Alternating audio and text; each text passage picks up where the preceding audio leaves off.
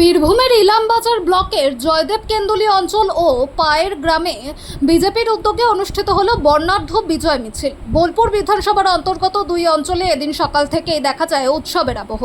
গেরুয়া আবির, ঢাক ঢোল, কাসর ও জয় শ্রীরাম ধ্বনিতে মুখরিত হয়ে ওঠে গ্রাম বাংলার পথঘাট। মিছিলের নারী পুরুষ থেকে শুরু করে প্রবীণ ও যুবকদের স্বতঃস্ফূর্ত অংশগ্রহণ নজর কাড়ে। স্থানীয়দের দাবি, এই বিজয় শুধু রাজনৈতিক সাফল্য নয়, মানুষের বিশ্বাস ও ঐক্যের প্রতিফলন।